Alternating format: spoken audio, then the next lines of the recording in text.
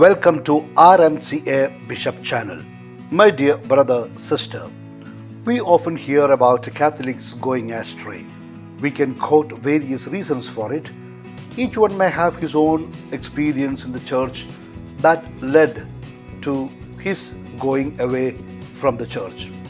Looking at this and many other issues, Pope Francis said that Catholics risk going astray if they neglect the four essential characteristics of church life. In his address on November 25th, 2020, Pope said that the four fundamental qualities were present in the early church as described in the book of the Acts.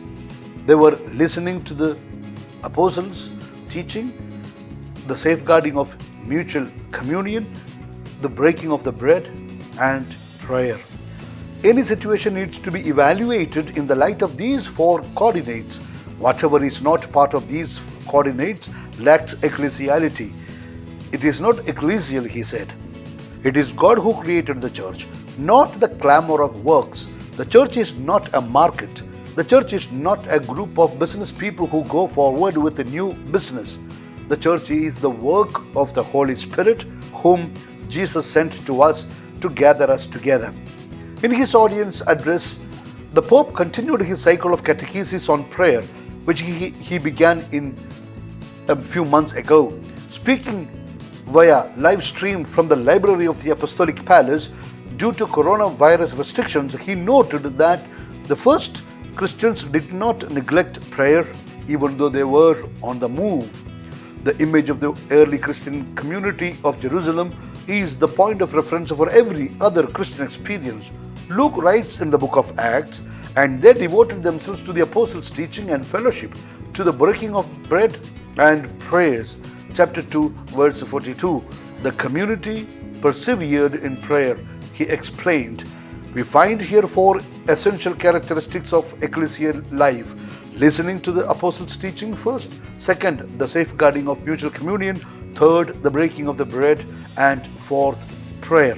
He continued, they remind us that the church's existence has meaning if it remains firmly united to Christ, that is, in the community, in His Word, in the Eucharist, and in prayer, the way we unite ourselves to Christ. Preaching and catechesis bear witness to the words and actions of the teacher. The constant quest for fraternal communion shields us from selfishness and particularisms. The breaking of the bread fulfills the sacrament of Jesus' presence among us.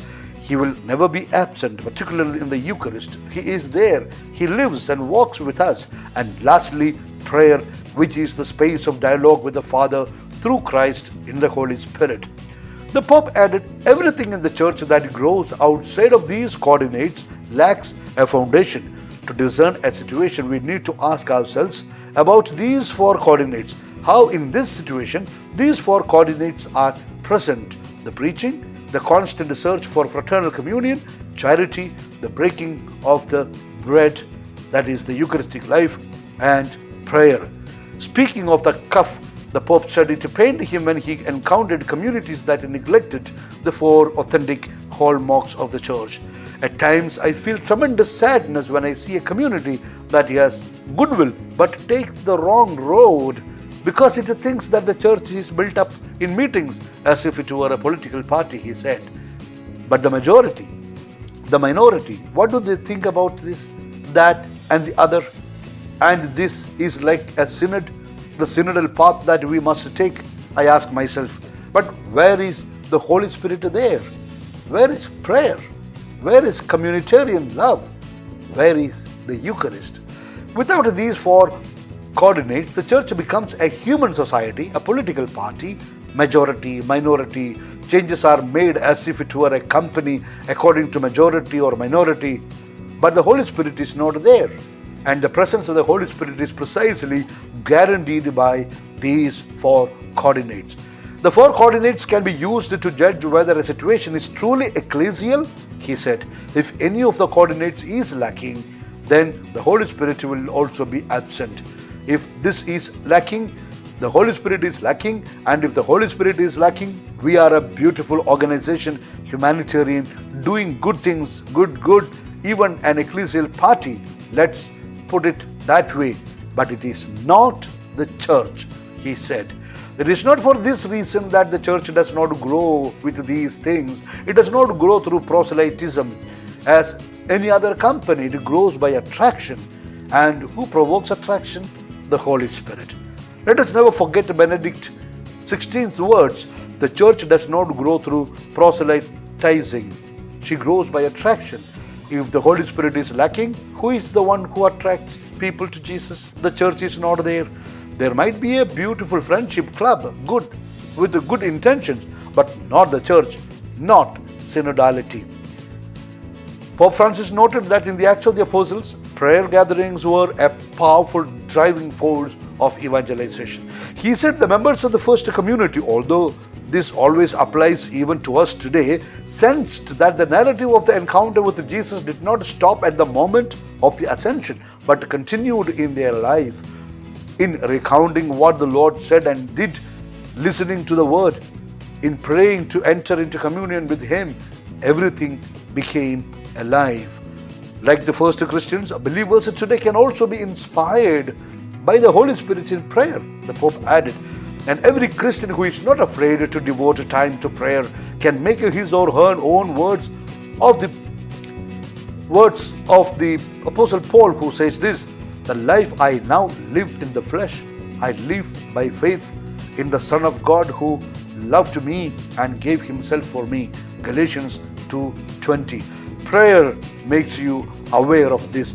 Only in the silence of adoration do we experience the whole truth of these words, and we must recapture this sense of adoration, to adore God, to adore Jesus, to adore the Spirit, the Father, the Son, and the Spirit, to adore in silence.